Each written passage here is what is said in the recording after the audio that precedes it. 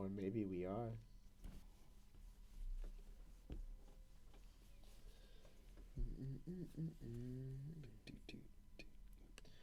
Episode 11.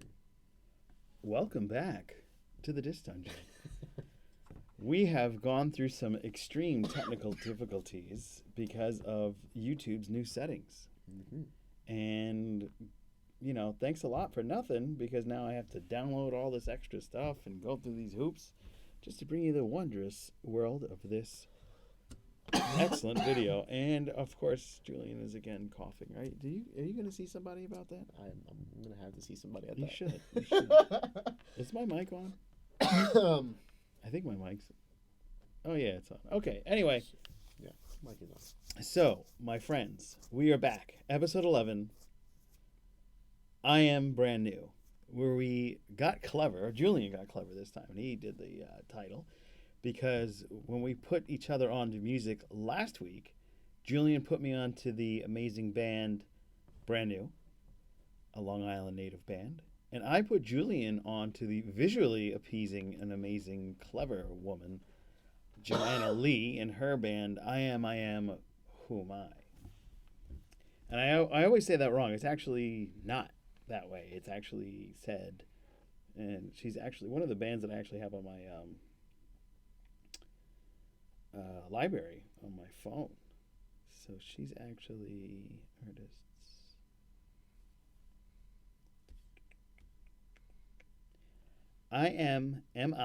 Who am I? That's the name of the band. So I'm gonna kick it off to you, and tell me about your music wonders of the lovely Miss Joanna Lee. Okay, so we're talking about my experience with Kin. Almost Kin, sexual. Kin is the name of the album. Sorry, just fixing the levels here, guys.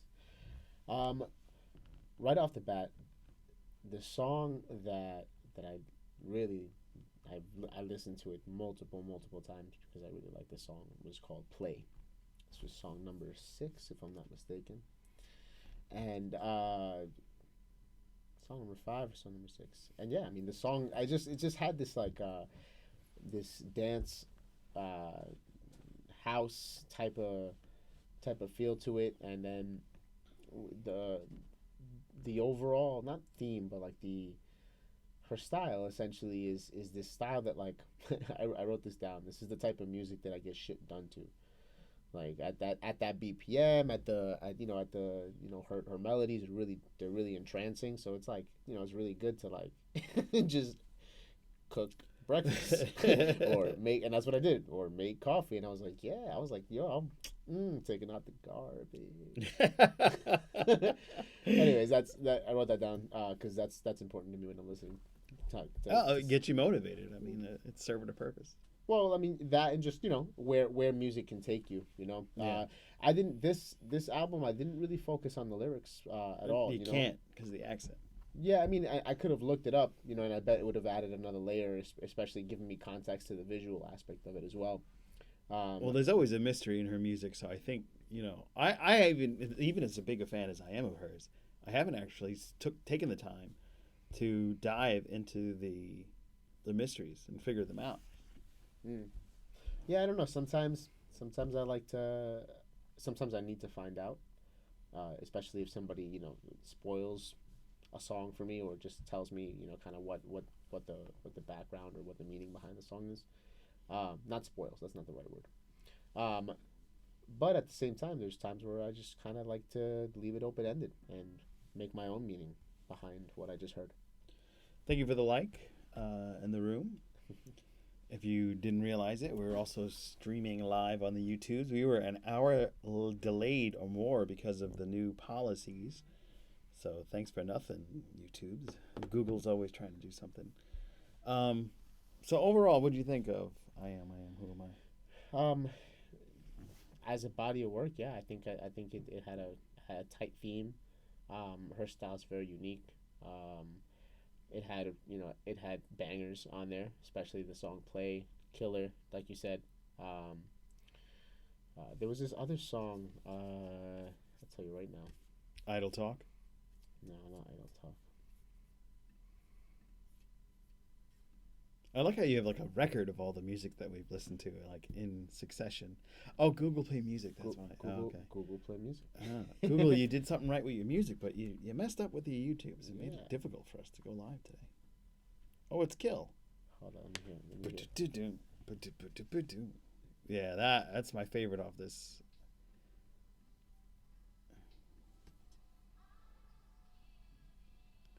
Nerves and nauseous. Sorry, guys. I'm just going back to listen to. Yes. Oh, okay. This one right here. In due order. In due order. The song That's right a after great play. song. Yeah. As soon as it came in, I was like, yes. The bass right now. I don't know if you guys can they kind of hear this right now? Let me see. Not really. Anyways, the bass is really distorted and it's just so. Anyways, dope All right. song comes in tough. I would say that the album as a whole, I would give it a 7 out of 10. Wow. Yeah, I would give Wow. it. I would give it a 7 out of 10. I enjoy it, but I feel like I would only enjoy it in that one scenario. You know, if I'm not really paying attention. But if I'm really paying attention, I'd probably listen to something else. I'd Yeah. probably choose something else. Oh wow. This is the jump off point for a lot of Iamamiwhoami fans. We always, well, me particularly, I started here because somebody at work put me onto her. I didn't know of her existence until someone put me onto her, and I think that's how she's gotten her fame, is virality of word of mouth. And I'm grateful for that because she's got something that's just stands out. She became famous and has actually started playing in Brooklyn a lot because her videos went viral off YouTube. And what she does differently than most other artists do today is she puts every song out as a single on YouTube, and every song has a journey visually. And I think that's part of the mystery and the enticement for me into I am, who am I.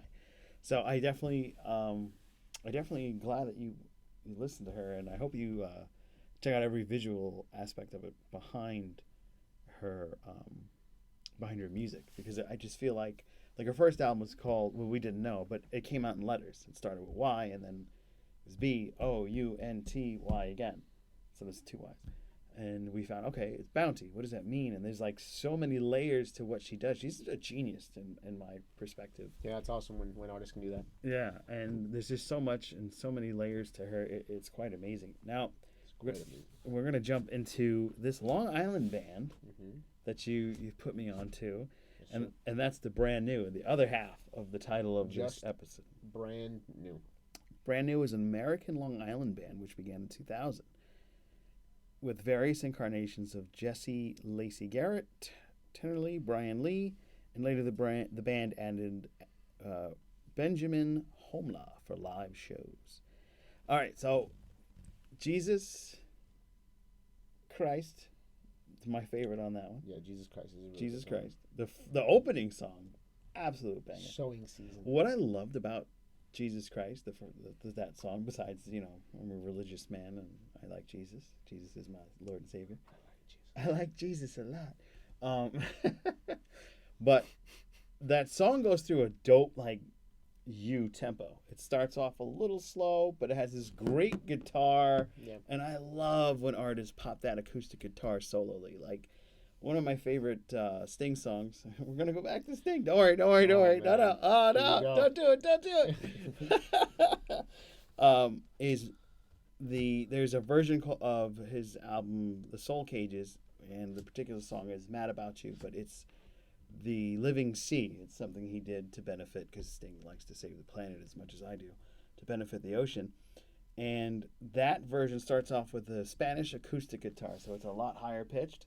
And it reminded me of that, not in the same type of tempo, but so much as the depth of it, because you're starting off with this riff, and then it's a slow song, and then all of a sudden it pops.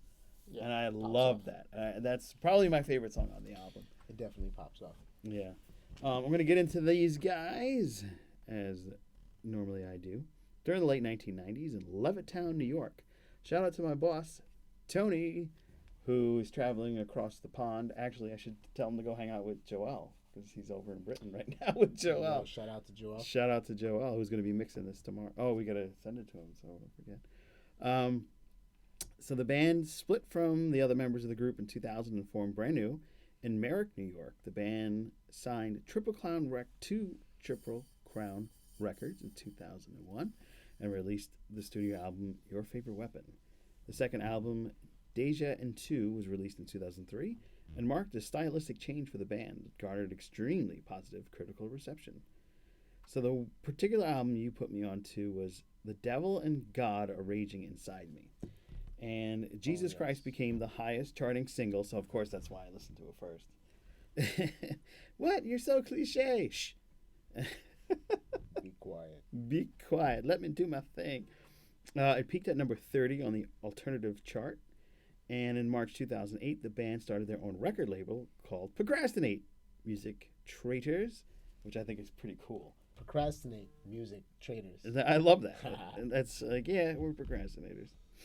And they have a lot of a science fiction, which is their fifth album and a surprise release. Did you listen to that one, by the way? I didn't even know that happened. Yeah, so surprise. I'm putting you on in your own band. I love that. Yeah, so 2017, on August 17th, they put it out 2 days after announcing the release, and they put it out on vinyl. And it apparently got critical acclaim and is a commercial success. It became Brand New's first album on the Billboard 200. Wow. So definitely check that out. But yeah, back to this album, a great emotional roller coaster. That's what I put it. Very emo in some stages, and very very inspirational almost. It kind of, believe it or not, I kind of got uplifted by some of this stuff. I feel you. You know, There's a power in what's the word I'm looking for? Canonized? No, I don't know the word. It'll come back to me. There is something about your music. It's good. You know, I mean, I'm definitely giving it an 8, believe it or not. Oh, snap. The first 8, I broke the ceiling. Yeah, because 8 we're talking about. Like, I'm going to listen to that other album again. I started to because when I looked the band up. Oh, the other albums are dope. Yeah, I actually dived into it because I like how they managed to arrange the music. It's definitely a band. I like a lot of the stuff I listen to is always a retro throwback to some type of 80s sound because I'm very married Seated to in your ways. yeah, I'm stubborn as hell. You know, I don't even have an Amazon membership. That's how stubborn I am. I prefer to go to a store. So the deep roots of Joe Dove. I love. I mean, honestly, this is the beauty of the show, though, because we are coming at this from completely different musical tastes. When usually, two people who are hosting a show are kind of on point. Yeah. We know nothing. We recommend things to each other that we're just like, oh, what? That came out when? Yeah, exactly.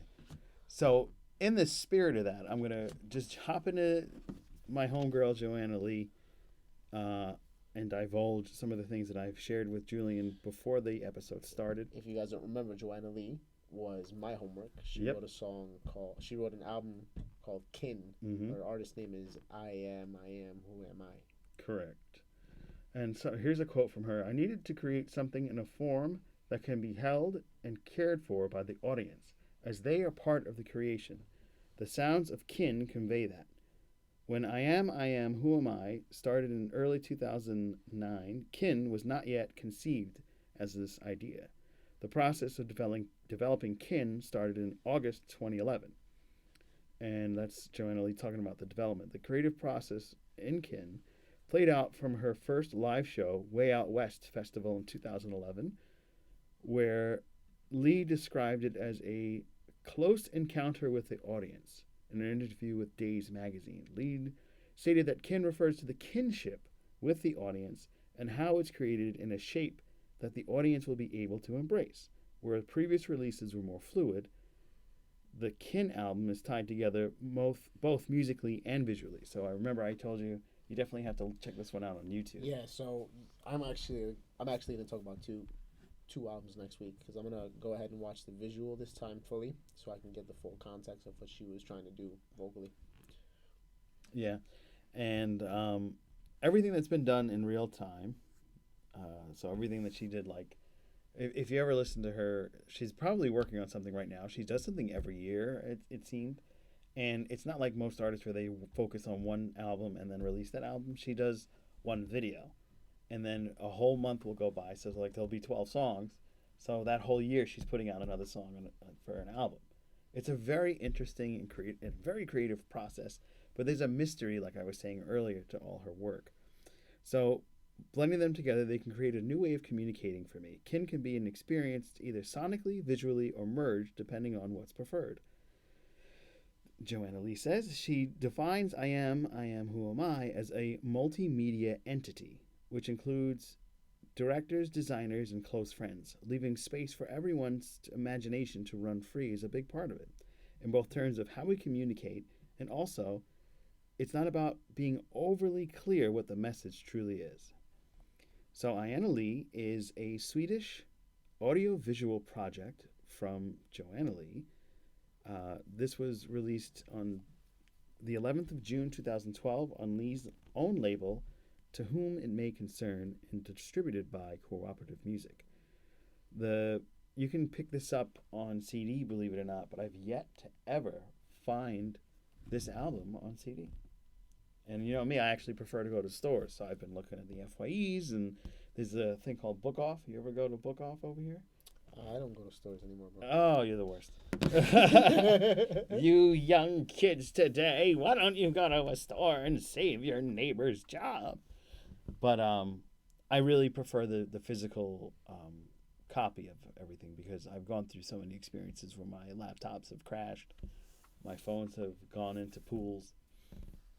No, just don't go with that because we can't really hear you. Oh yeah, no. I thought you were like pointing. There's a CD over there for you. Is it the MIM? It's actually right there. Oh my God! You got it for me. I mean, I would not be surprised if there was a WeWork somewhere that had like a CD library. Well, I mean, they have vinyls at some locations, but not CDs. Yeah, so I still do. My buddy's holding on to it, but I have a massive CD library, and some of it was bequeathed. Massive. I have about 5,000 CDs, and some of it was bequeathed on me by friends and who was a DJ, and some of it was stuff I collected over the years. And because people switched to digital and the ruining of music with iTunes and Napster, like the old way of getting music was to actually go out of your house and get it. It changed the game and it made it harder for artists to get out there. And now YouTube's changing the game, so made it easier, and then flipped it on them and said, hey, if you think you're going to make it here, you got to give me some money. And then when I get some money in my hand, then I'm going to let you get seen. You know, it's kind of weird. But she's one of the big successes from YouTube, and I absolutely enjoy her work. That being said, when we were going to segue into music, make me save my life. Music, save my life. I think you have to film your little speeches because I did two. You got to do two. You know, music saved my life. All right, Joel. Something there's like your that. cue. You gotta go film. You know, music saved my life. So tell me about some musics that this week. So actually, I wrote something interesting about this segment. I've been realizing that a lot of the music that I've been recommending to you is of a particular time period of my life, like a 2-3 year period. You know, and I remembered that a lot of this music, brand new, Bayside, Taking Back Sunday, a lot of this music that was out at that time. This is like end of high school, beginning of college time. It was my first girlfriend. She was the one who put me on to all of this music. Oh wow! Yeah, none of this was on my radar at all. I was very much into like whatever was kind of mainstream at that point. So I would listen to System of a Down. I liked. Wake up! Wake up! Bacon. I always thought the guy was having like conniptions when he. Nah, but if you really listen, dude, that shit is.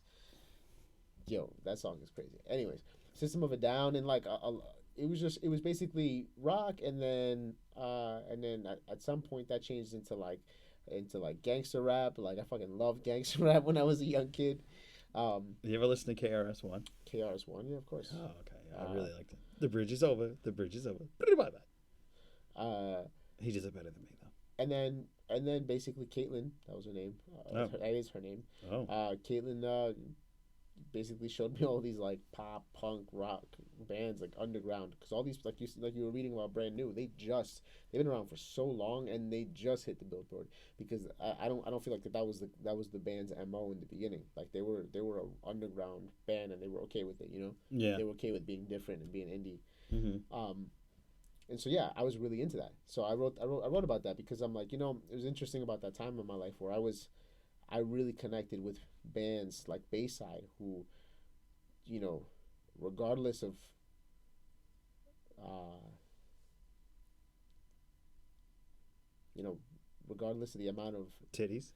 not laws or rules that they wanted to break, Mm-hmm. you know, and regardless of how that affected their audience, if they became super big or you know, whatever, because all of that is relative. They were okay with that, because they were okay, they were more focused on being authentic, you Right. know. Mm-hmm. And so, you know, around that time, I was going through this period of my life where, you know, authenticity was new to me, in a sense, because I felt like it took me a while to really find myself as a person. As a young man. You know, so the end of high school, beginning of college was a lot of that. Gotcha. So, for me, Iamamiwhoami started the transition from, all the stores that I used to love to go to just shut down, shutter down, shutter down.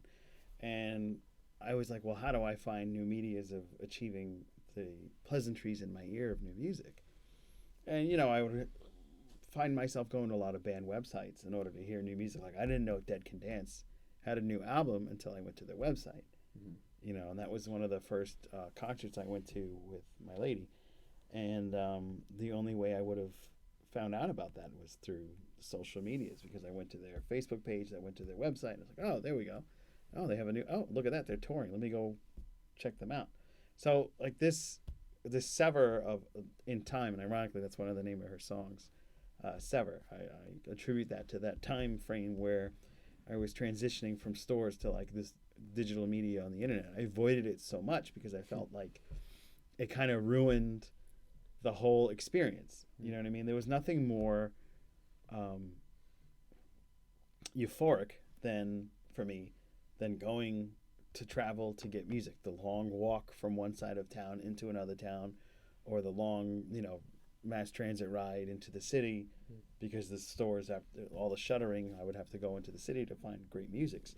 So this was the thing that got me to go to Vimeo and to go to YouTube and to go and Google my favorite bands. And when I Googled my favorite bands, one of the things that I noticed, or what was it, Bing actually did this, was they say, oh, you like Dead Can Dance? Check out the Sisters of Mercy. Oh, you like Iamamiwhoami? Check out Fantagram. And that's how I got on the Fantagram. It's like this whole discovery world. It severed my old way of, let me just stumble into a music store, scan CDs that look cool, and see how that sounds. Do you use any music streaming thing? I recently got Pandora. Okay, so I recommend, and I know, and I mean, I don't know if you want to pay for it or not, but based on who you are as a music discoverer, Spotify, would be the best thing for you. I think we're on Spotify, ironically. We definitely should be on Spotify. Yeah, our podcast is on Spotify. But I'm telling you, the way Spotify's algorithm works and how it does music discovery, you're gonna love your life. Dope. You're gonna love the way you look. You're gonna love the way you look. Shout out to Men's Warehouse. Yo. We are not sponsored or endorsed by them. Not at all. But we sure do love the way we look. I think I got a couple suits from them. Yes, I mean, that's basically what happened for me. Like, the whole severing of the old ways, so to speak, forced me to just go and find the music that I like, either by word of mouth or, scrolling around on the internet. And I actually don't really like this version of it. I don't even like the streaming. Like, I have the app, but I don't like that method of, all right, I'm just going to sit here and hopefully something nice will pop up. Because half the time, like, when it suggests something to me, I end up skipping it. I really like, there's a couple of times I found something cool, like K-Flay. What are you using though? I'm using Pandora. They just recently expanded Pandora. Yeah, I don't like Pandora at all. They don't like Pandora? Nope. It opens a box of music.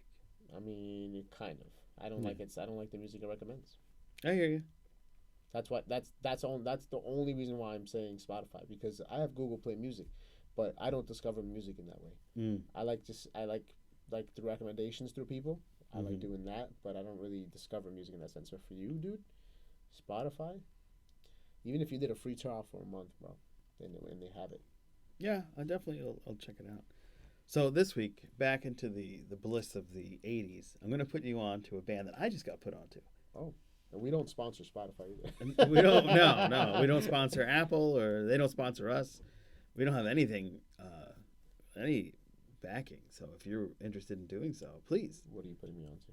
I'm putting you on to this band that like I said, recently discovered. That's Gunship. Gunship. Yeah. Okay. Can you find it? Who's it by? This is the name of the band. What album are you recommending? I am going to recommend Gunship. Like they're so new that I'm like, wait, I just listened to them the other day. Gunship Tech Noir. How do you spell that? Gunship. No, I have that already. Okay. And Tech Noir. TECHNOIR.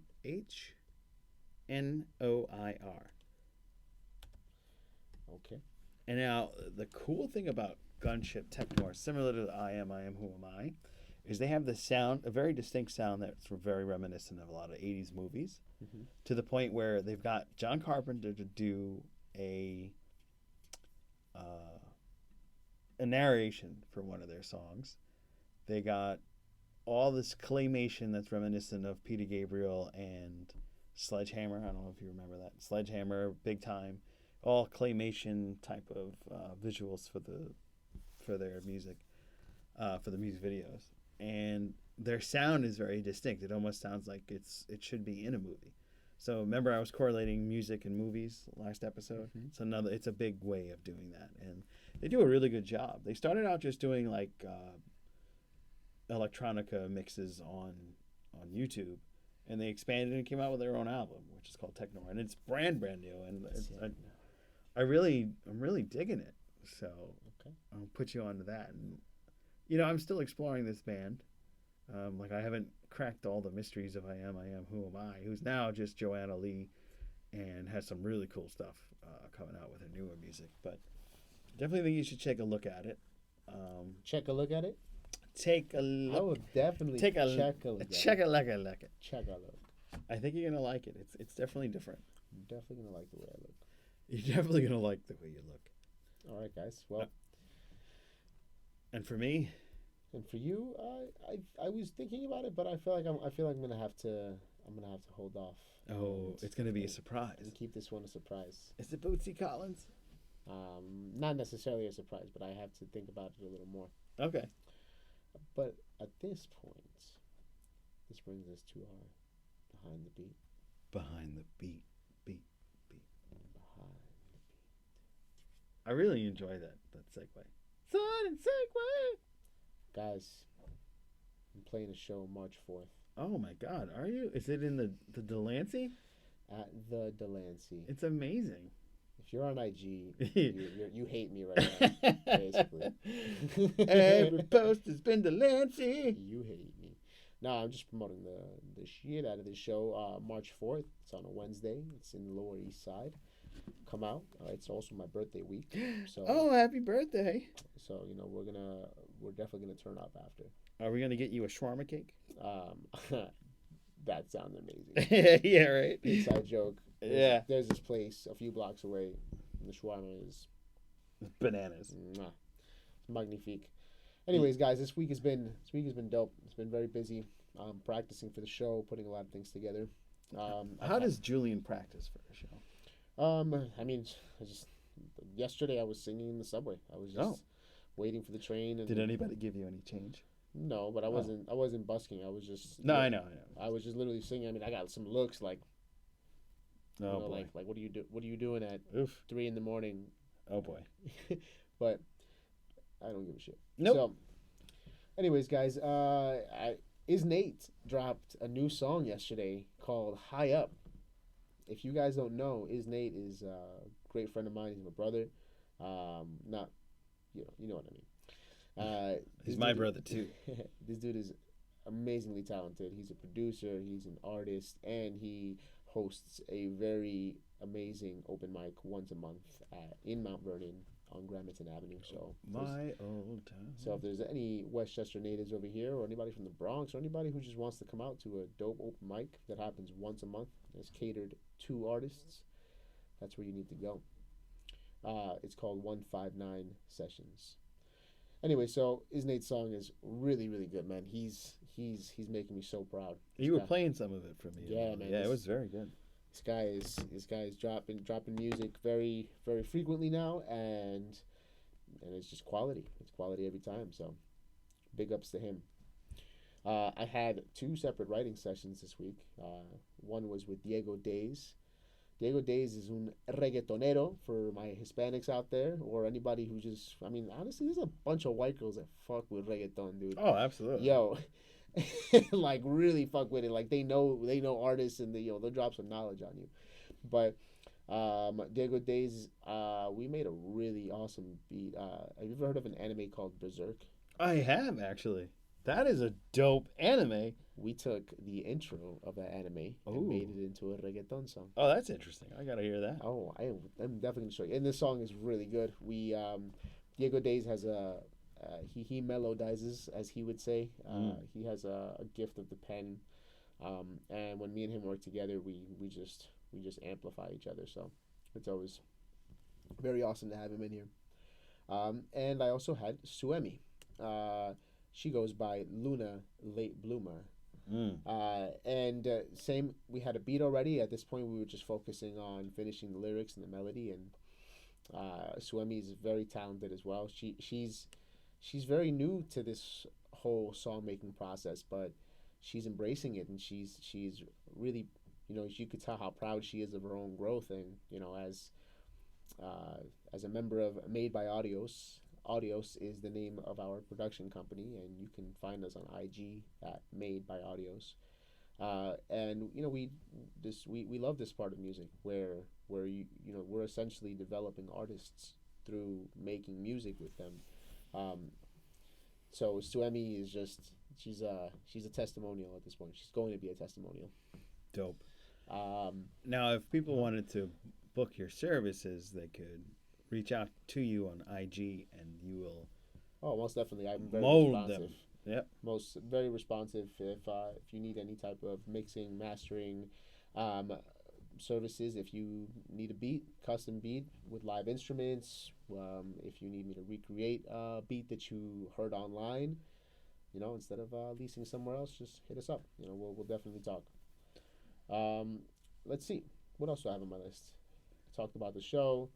Also, Kyle Sheriff. I've been mentioning Is Nate, but Kyle Sheriff and Is Nate are going to be performing with me on March 4th. Awesome. the squeaking chair. So I definitely, this is going to be a great show. I mean, I've heard Is Nate's work. I haven't heard Kyle's yet, so you're going to put me on to some of that. Kyle's dope, man. But the thing is, there's going to be 4 more artists on top of that. Wow, it's going to be a big show. So I'm going to be the last one, but there's going to be 4 or 5 artists. So regardless, if the other artists are of the caliber as Is Nate and Kyle Sheriff, the bar is going to be very high for me, which is kind of awesome. I like that challenge. You better drink some of that tea. I need some of that Kool-Aid right before. Yeah. Right? All right. So I got 2 more things behind the beat. I want to talk about my set list, actually, because as I was telling you, when this show is done on March 4th, this is kind of like how do I say it? It's kind of like a survey in a way, where I'm gonna gauge the audience's response. I'm gonna gauge how the song sounds with a live band, and based on how I feel, these songs may make the EP, the album. So I wanted to add a lot of variety there, to really kind of come at it from all perspectives. So I'm starting off with the song that's like reggae, hip hop, Then I go into straight into like a pop funk. Think like Bruno Mars, 40 Lord, 24K. sexy, hallelujah. Woo! Exactly. There Yeah. you go. Yeah, Exactly. yeah, Just yeah. like that. Just like that. That type of style. I'm hip. Blood is water. So then the third song, which is a song that I'm gonna talk a little bit about at the end of this segment, is called "Blood Is Water." This is like a jazzy guitar, but then he's just very straight up hip hop drums. So it's very lo-fi. People would consider this lo-fi. Okay. And then it goes into a song called "Again," which is just a pop song with a hip hop beat. Mm-hmm. Bittersweet is the same thing, a pop song with the hip hop beat. So in the middle of my set list, I'm bringing the energy down to then bring it up again with a dance hall rock type of feel, and then I end it with a pop EDM style. So I'm kind of all over the place. Yeah, but that makes it fun. In a good way. Yeah, in a very good way. Yeah. And so this song "Blood Is Water" is just I need to talk about it, guys, because there's a lot going on in life right now, and this song kind of really, just really defines a lot of my feelings. Oh. That kind of come in and out. "Blood Is Water." "Blood Is Water" is a song. It's kind of like a metaphor, right? Because you know how they say that blood is thicker than water. Yes. Right, and that means that, like, your family is different because this is blood. Like, you don't, you have to love them more or sacrifice more for them. But in my experience, there's not a lot of people who are my blood who I feel I have that connection with. I actually feel like I have a lot more of those connections with strangers who have then become my friends. So "Blood Is Water" is just me saying, like, blood is just water. I mean, blood is yeah. and so especially to a vampire. Hey. Delicious. So so I come at this from perspective of I can't handle this anymore. Mentally I ain't equipped. Quicksilver through my fingers. Every part of me is hanging on to this. This is actually just prefacing how, like, sometimes we want to hang on to these things that aren't good for us anymore, but we just can't let go. It's like me in music stores. There you go, but just let go, dude. Just let it go. They're all gone. What are you gonna do? I need to get a hold of the picture. I've been slipping through a dream, scattered into millions of pieces. So here I'm just painting this image that, like, I'm losing control. I'm slipping in and out of consciousness. You know what I mean? And I feel I'm scattered into millions of pieces. I'm everywhere. I'm nowhere because I'm everywhere. I've always wanted to redeem. Yeah, these cuts are the deepest. And so again, there's this sense of, like, guilt. And so I need to redeem myself for what? You know what I mean? And that's the point of it. At the end of this, you're like, wait, but what? What do you have to redeem yourself from? Which is why I'm setting it up this way. Yeah, these cuts are the deepest. Just basically referring to everything that I just said and how this impacts me in a very heavy way. So then I go immediately into this 360 where I'm talking about something completely different. Full leather Maserati. Chrome wheeled up body, vroom, engines roaring like a Fenny, spending money like I can be. You don't actually, right? So all of a sudden it's like, what, he's talking about cars and he's talking about. Or is the car a metaphor for a lady? So, no, it's not a metaphor for a lady. It's a juxtaposition of how I'm going through all of these things. I'm telling you how this is affecting. In the first few lines, I'm telling you how it's affecting me. I'm telling you I can't handle it. I'm telling you I'm losing control. I'm scattered. I'm slipping in and out of things, right? Do you need a hug? And then I literally snap, and I'm just using material objects to kind of just numb how I feel. Damn. Full leather Maserati, chrome wheeled up body, room, engines roaring like a Fenny, spending money like I can.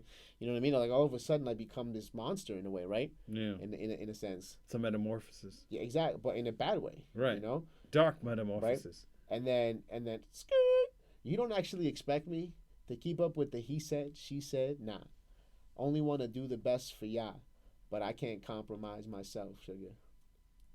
So this is it's just basically me coming into realization of something through going through it. Yeah. just going through these experiences that are then that I have moments where I digress. The Maserati part, I have moments where I digress and I use whatever to numb or run away from situation, but ultimately I snap back and I'm like, I can't compromise myself. And then water. Blood is just like water. It's just like water. Blood is just like water. Because the way this song ties into the rest of it, and I'm not going to get into the rest of it, is that when you expect to learn, or when you expect your idols kind of to be your family members and your counselors, when you expect that to be the case, and it's not there for you, you're gonna bump your head. What about when your idols fail you? You're gonna fall. You're gonna fall. Yeah. So this is very deep, man. Yeah, very heavy. A lot of your music is very heavy. Yeah. Mine's otherworldly, I would say. Word. I like to go away. It's like that. It's like that. A picture. I posted a picture on YouTube, and it was like I just used this like distortion effect where it looked like my head was coming out of itself on both sides, and that was the one picture that you were like, "Yo, I like this." Yeah. That's exactly what I like. I like this. I like stuff that's not normal, and I like it to be transcending of what we know in everyday life, because it's nice to escape. When you have a lot of things like that, deep cuts that make you bleed, and you realize that things expand beyond the normal realms that you can maintain. It's nice to venture off and live into a freelance and a free fall of something cosmic. And a lot of my music is, I would almost say, cosmic based. Cosmic is a good word. Yeah. Because a lot of the music I listen to is very electronic, but it makes me happy. It's just what I like. I like being happy. Well, I think that segment was awesome. Yeah, I really enjoy it. I'm looking forward to the concert next week or 2 weeks. We're talking about a week and a half. Week and a half. Okay. I'm gonna. I have some video footage for you of you. That's gotta be. I mean, I'm never gonna get that. You're gonna get. I think I have it on my back. Don't let him fool you into thinking that I'm ever gonna get that. You're gonna get it. Swear to God. But anyways, guys, this is a segment we like to call Tatica. You like to call it Tatica. I like to call it tricks of the keys. Oh, so you added like a little rap there at the end, like a little pterodactyl. You know what's funny? Like, I used to do this bird noise at work because like we had this one higher up that was very like pterodactyl in stature. So I used to go caw caw to like warn people that she was coming. Damn, what an ass. Yeah, I was the worst. Very nice man on the outside. Inside, I'm like, fuck everybody now. I mean, I had a good time, but. So guys, this week we have one it's pretty obvious actually once you look at the lyrics, but the song itself is so well made and sounds so uplifting that yay. That you kind of just don't focus much on what's being said. I mean, unless you do. And when you do, you realize that Foster the People's Pumped Up Kids is Mark Foster right. explained, the song's meaning to Spinner UK Pumped Up Kids is about a kid that basically is losing his mind and is plotting revenge. He's an outcast. I feel like the youth in our culture are becoming more and more isolated. It's kind of an epidemic. Instead of writing about victims and some tragedy, I wanted to get into the killer's mind, like Truman Capote did in Cold Blood. I love to write about the characters. That's my style. I really like to get inside the heads of other people and try to walk in their shoes. Foster says he considered writing the song from the perspective of the victim, but felt that it would be a cop-out. He also points out that there is no actual violence in the song, as the threats are all the kid's internal monologue. Foster discussed the broad appeal of the song in an interview with Billboard magazine. Pumped Up Kids is one of those songs that blends something that's really familiar with something that's very modern. He said, it's a song where you could lay on the couch and listen to it, or you can get up and dance around the room to it. And so, yeah, this is probably the best part of the segment, is because there's a lot of music out there like that, where the mood of the song doesn't match what's being said, and then you find yourself dancing to a song about a kid who's contemplating shooting up his fucking school.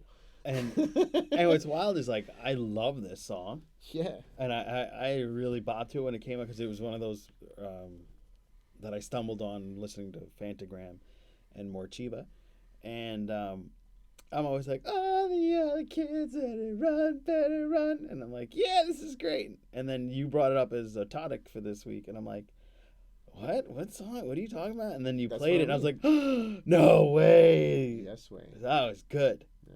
Yeah, that was an awesome one. So yeah, be careful what you're listening to. It might be imminent doom.